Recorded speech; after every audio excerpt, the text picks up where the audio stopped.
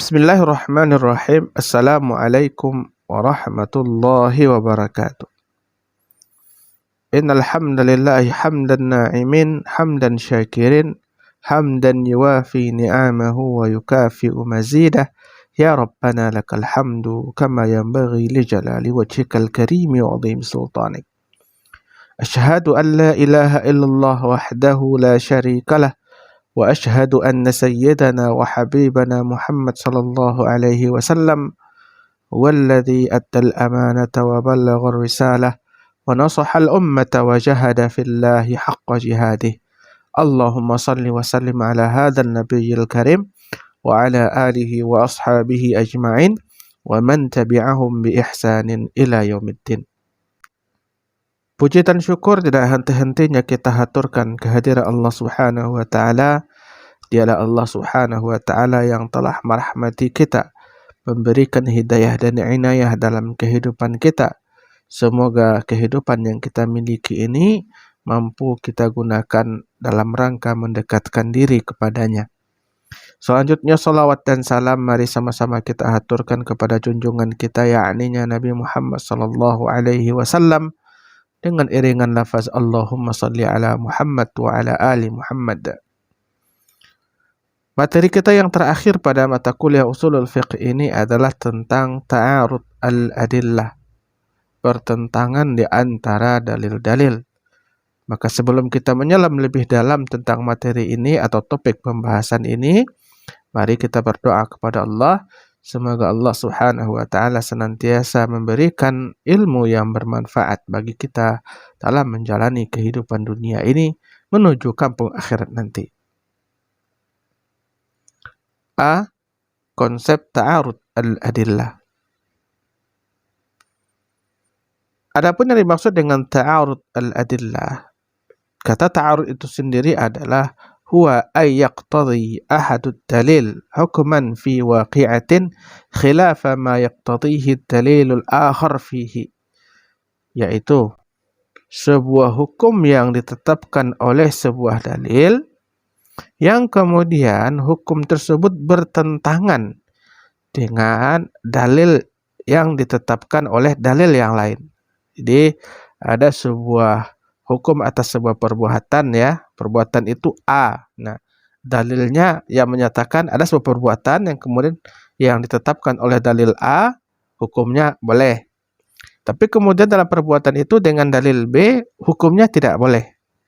Nah, maka pada satu perbuatan ini dengan dua hukum yang berbeda, dalil yang berbeda, maka ini namakan dengan ta'arud. Artinya terjadi pertentangan antara hukum dan karena disebabkan oleh terjadinya pertentangan antara dua dalil.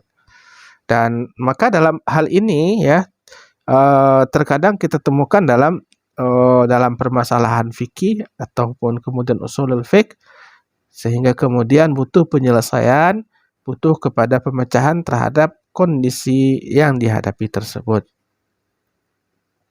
Contoh ta'arud al-adillah. Pertama, ya, Allah katakan walladzina yatawaffawna minkum wa yadharuna azwajan wasiyatan li azwajihim mata'an ilal hauli ghaira ikhraj. Sedangkan pada ayat yang kedua, walladzina yatawaffawna minkum wa yadharuna azwajan yatarabbasna bi anfusihinna arba'ata ashhur wa 'ashra. Dan yang ketiga, wa ulatul ahmali ajalahunna ayyada'na hamlahunna. Ketiga ayat ini berkisah atau menetapkan hukum terkait dengan perempuan yang diceraikan oleh suaminya, ya. Jadi seorang perempuan yang diceraikan oleh suaminya dalam ayat ini memiliki ketentuan hukum yang berbeda.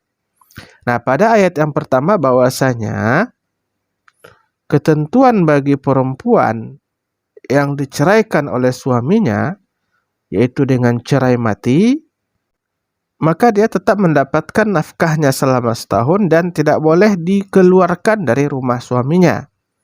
Ya, ini yang pertama. Yang kedua, masih pada perempuan yang ditinggal mati oleh suaminya, maka ketentuannya itu adalah 4 bulan 10 hari.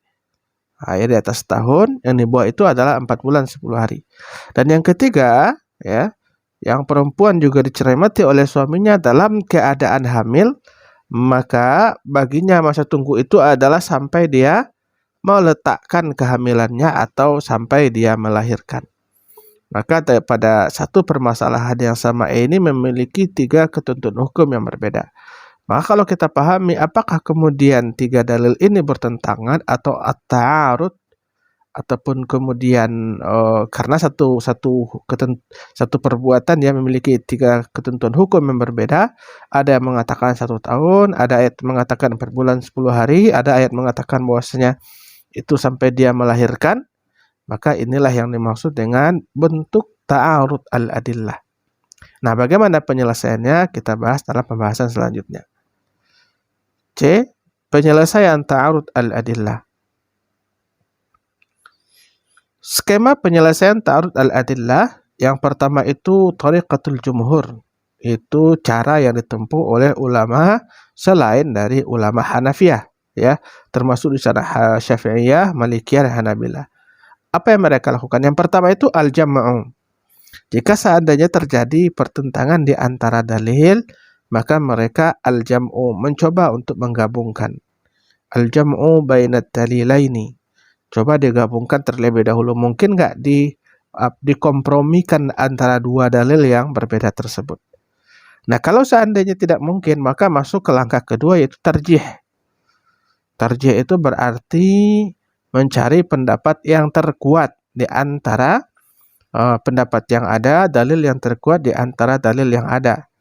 Jika seandainya satu diriwayatkan oleh hadis yang mutawatir, satu lagi dengan hadis yang sifatnya ahad, maka otomatis diterjih yang mutawatir lebih kuat. Jika seandainya satu hadisnya sahih, satu lagi hadisnya hasan, maka otomatis hadis yang sahih lebih didahulukan daripada hadis yang hasan. Nah, jika seandainya tidak mungkin diterjih, kedua-duanya dalilnya sama mutawatir, atau kedua-duanya sama dari Al-Quran, atau kedua-duanya sama hadis sahih dan seterusnya, maka diambillah langkah yang ketiga, yaitu an-naskhu, yaitu nasakh, penghapusan.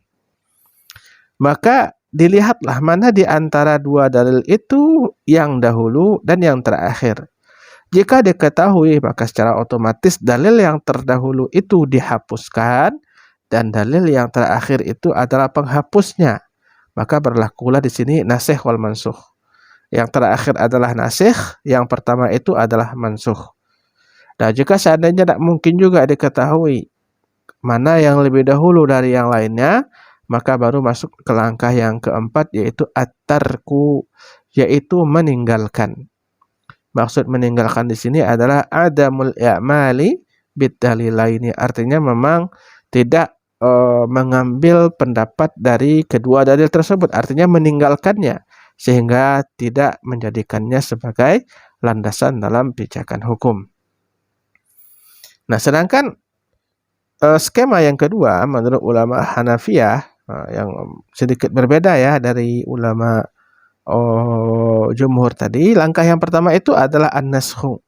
Jika seandainya terjadi pertentangan antara 2 dalil, maka nasakh yang pertama. Mana yang lebih dahulu, mana yang terakhir. Yang dahulu dihapuskan, yang terakhir adalah penghapusnya. Jika seandainya tidak mungkin diketahui mana yang terlebih dahulu, mana yang datang kemudian, maka langkah yang kedua itu adalah tarjih. Nah, pada tarjih tadi seperti sampaikan, khabar mutawatir itu lebih diutamakan dari khabar ahad, khabar sahih lebih diutamakan dari khabar yang hasan, apalagi dhaif itu dan seterusnya. Tidak mungkin juga untuk ditarjih, maka baru kemudian mereka melakukan langkah yang ketiga, yaitu al-jam'u, yaitu mengumpulkan. Al-jam'u bainad dalilain, mencoba mengkompromikan di antara 2 dalil yang berbeda tadi, atau 2 dalil yang berseberangan tadi. Dan jika seandainya tidak ada kemungkinan untuk bisa digabungkan, baru mereka mengambil langkah yang keempat, yaitu at-tasaqut, yalji'ul mujtahidu ilal istidlali bima dunahima. Maka kemudian mereka meninggalkan dalil tersebut dan kemudian mengambil pijakan hukum dalam permasalahan itu kepada sumber dalil yang lain. Nah, inilah langkah-langkah yang diambil oleh ulama Hanafiyah. itulah materi kita yang terakhir ini, dan itu yang dapat saya sampaikan. Semoga Anda semuanya dapat memahami seluruh materi pada mata kuliah usul fikih ini. Jika seandainya ada hal-hal yang tidak Anda pahami, tidak ketahui, maka bisa langsung berkonsultasi dengan saya ataupun kemudian melalui kanal perkuliahan yang ada. Dan saya mohon maaf atas segala kekhilafan dan kekurangan, dan begitu juga atas segala kesalahan dalam penyampaian. Aqulu qauli hadza astaghfirullah li wa lakum. Dan kita tutup perkuliahan ini dengan membacakan doa kafaratul majlis. Subhanakallahumma wa bihamdika asyhadu an la ilaha illa anta astaghfiruka wa atubu ilaika. Assalamualaikum warahmatullahi wabarakatuh.